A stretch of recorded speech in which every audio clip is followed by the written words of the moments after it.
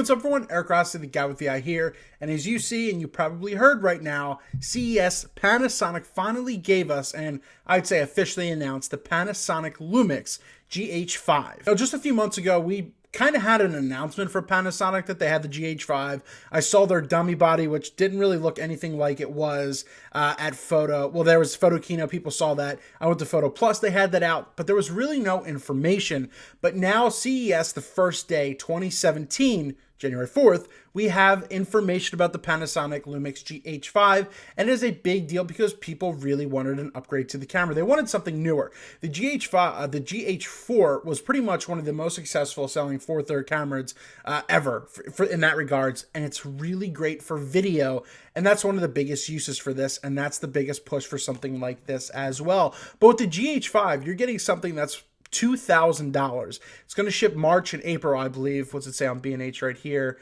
Coming soon, end of March this year and April. So you'll get it around then. Once again, you're going to see a price of about $2,000, which is great because the GH4, which is super strong, will drop in price. So this is mainly, I said, a video standpoint, someone who's really into video. I'm sure the stills will be decent, but always the question with 4/3 cameras is, will the low light be well? I'm going to make sure I get hands-on with this in the next few months to really test that out for you as well. But as I said, this is a video play, so you're getting a 20 megapixel sensor, which is pretty decent. You know, it's within the industry standard and everything out there. Their Venus Engine 10, which is going to help improve some things you'll listen to right here. Once again, it's still 4/3 sensor, so keep that in mind if that's something you are or not against. You're getting an ISO expanded up to 25,600.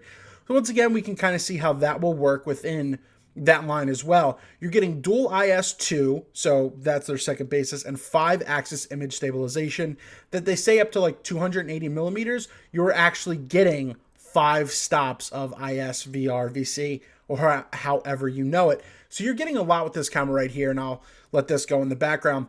And this is from Panasonic's thing. You can kind of see the camera, but the big thing right here was the push for 4K video.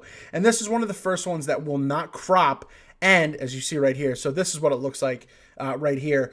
This is one of the first ones that you're getting true 60 frames per second at 4K video, no crop. And they say it has suppressed rolling shutter. So I'm sure you're going to get some, because nothing will have a global shutter in these type of cameras. Canon is really the biggest one that came out with something this year, like the C700 or whatever it was, but that's $30,000. And that's when you kind of get that warbling effect, the rolling shutter. It just doesn't look good. Sony suffers from a lot from this, but you're getting that, no video crop. So this 4K thing is obviously one of the biggest pushes for something like this, and high resolution for something in 1080p, so you can get super duper slow motion. That's an official term. The other big thing is that it shoots internal 422 10-bit video. So for your color grading and everything like that, this is something that's a big deal. I think the GH4 was 8-bit 422. Not 100% sure. We can look that up, but that doesn't matter. So this is a big deal that it all does this internal. You don't need some separate plugin or anything like that, or some different equipment. You get this internal, and if you don't know what it is, don't worry about it. But if you understand all this kind of stuff and everything, that you will know that that's a big deal. Go back to the video side of things. You're getting 12 frames per second, and they're saying that this is waterproof as well, or water resistant, or weather resistant. No optical low pass filter, so you're getting something very clean as well. You will have your typical, this is showing you the embodied stabilization. You will have your typical 3.5 millimeter input for your headphone and your mic jack, but they also did something that you can have an XLR adapter input as well. So if you want more information, check the description for that. So you're getting a lot of options with this type of camera. Well, I said 12 frames per second. There is no pop-up flash, and I don't think a lot of people need them anymore. So keep that in mind in consideration. Here's the 4K, the 422 recording. You can recover so much and add so much in doing so. But once again, depends on memory cards and everything being used. The other biggest thing, it still has a 3.2-inch touchscreen that articulates, which everything should pretty much have by now. It has 225 autofocusing points, and that's really comes with the that Engine 10, the Venus Engine 10, and that's really big because it jumped up a ton from the GH4. So, and you get this really cool thumbstick on the back that you'll probably see. That way you can control the points, and it's in a perfect position by the shutter. That way you can move it around and get exactly what you need. Now, this is actually a cool thing right here, and I was going to cover this in a second. it has a 6K and 4K photo mode. So when you shoot in this 6K, you'll get 30 frames per second, but you can choose, and Tony Northrup talked about this a lot, is shooting video and then pulling stills. Will that be the future of photography? That's still a whole nother discussion in itself. But if you do this right here, you can select something, it being video, you could select one of the 30 frames and it will save as an 18 megapixel image. Now, if you're shooting 4K photo, you will have 60 frames and it will save as an 8 megapixel image. I don't know if I like that, but it's an option to have, and it's just something that is very interesting, and that's one of the new things. And just a couple of the other stuff that you're just going to hear. It actually has, once again, dual SD card slots, which is something that a lot of cameras still need to have, especially Canon. They have a whole new menu system. I was fine with their other one with the GH4. It has a USB-C input, so that's interesting. They're putting that technology into this camera. I guess they're really buying into that as the future proof of that. Once again, no flash. It has Wi-Fi and Bluetooth. It has the same battery as the GH4, and once again, it has that same slot as well. So this is the Panasonic GH5.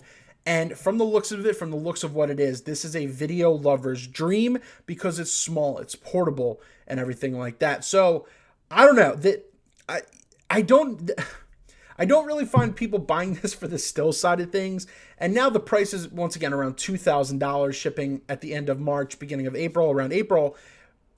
I don't know if you need to upgrade from the GH4 to something like this. I mean, you get a lot of new options, different options, but I don't know if it's a necessary step unless you really want some of these things out there.